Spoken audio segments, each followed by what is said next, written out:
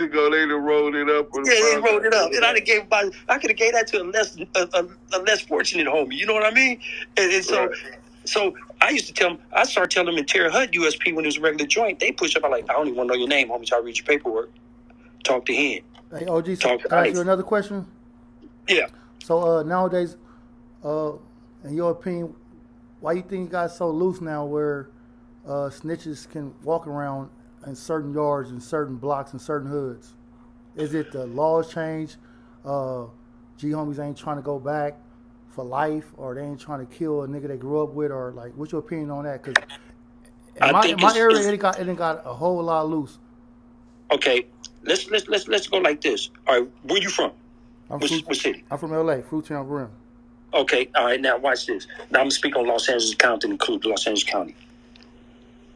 When dudes start taking X, I call it the truth serum, because I watch dudes tell the truth on stuff, right? Even my brother, rest in peace, started telling me stuff I shouldn't have knew, and I was telling him, man, I don't want to hear that shit. Don't tell me that shit. Quit taking that goddamn drug. Look at you. You're telling on yourself. Ain't no statute of limitation on what the fuck you talking about, you know? So what happened was dudes started going to jail, and he told. And then the homies, his peer group was like, nah, man, he was high off the X. That wasn't him telling. So they start attaching justifications. Then older dudes such as myself, we locked up. Then the other ones out there, man, I ain't mess with them crazy young dudes.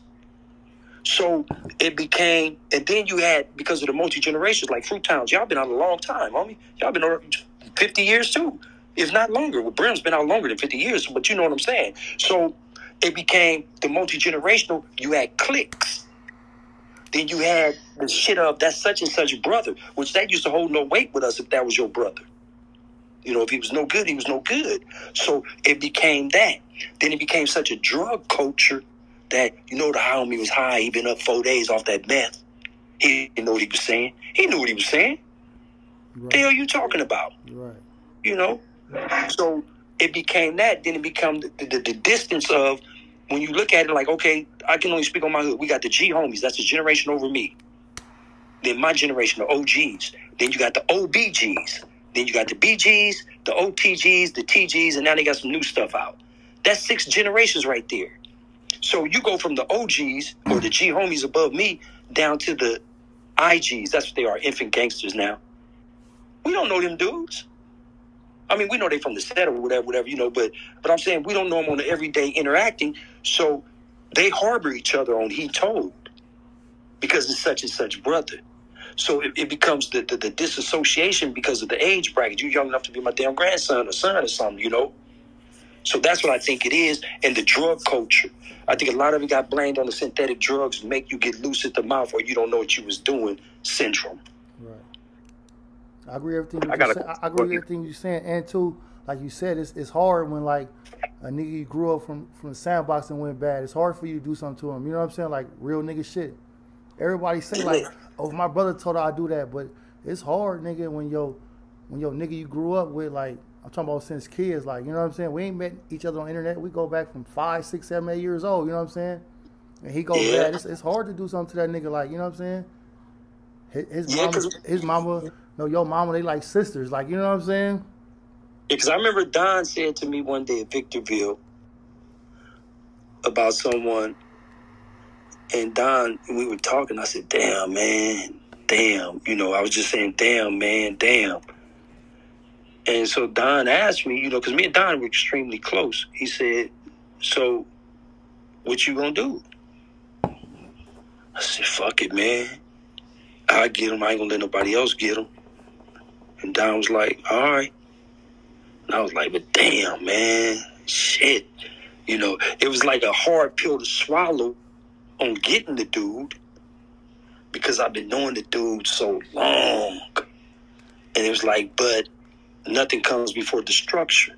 It's not like that these days. Right, real nigga shit. Appreciate you, man. Yeah. Hey, let me ask something real quick, right? As far as them motherfuckers making an excuse or justification where they be trying to say, oh, he was high or he was intoxicated, he didn't know what he was saying. Well, whether he knew what he was saying or not, he should have known what he was saying, because he gonna be held accountable for that. And them thirsty ass brothers that's on them USPs, man. The motherfuckers is waiting for a bus to pull up, and they got a list of motherfuckers who they already know told, and they hoping to find somebody else who did because they got 30 years because a nigga told on them. They got a big ass knife, and they mad as fuck, and they looking to take it out on the motherfucking snitch. Yeah. So you better, you should have known what you was talking about, because them motherfuckers is going to push that knife. Yeah, when I got to Victorville, you know what they told us in R&D? This is what they said to us in R&D. They said, they didn't say all that crazy shit. They just said this to us. Can you go out there? They said, okay, they waiting on you, and they have knives. Now, we're going to ask you again, can you go out there? If you can't go out there, step into room number, whatever the room was. And then the chick named Bosette came and said, who's Berkeley? I was like, I'm Berkeley. Oh, yeah, she said, they waiting on with the good hair. Yeah, she said to me, they waiting on you. I said, they waiting on me? She said, yeah, I'm putting you in 2A. You got 17 homeboys in there. They waiting on you. I'm like, all right. And she told SIS, this is one of mine. And walked me to the block. And then my homeboy Syke said, what's up, dog? I hadn't seen him in a while. He said, I got a cell for you. Gave me 50 flats. You know what I'm talking about. Said, here, homie. And I'm like, all right. Hey, wait. You talking about Syke from Carver Park? Yeah, that's where I'm from. Was that before he got the case? Was that before he got the case? Yeah, that was my cellie. Before I moved to the young crazy Keyway.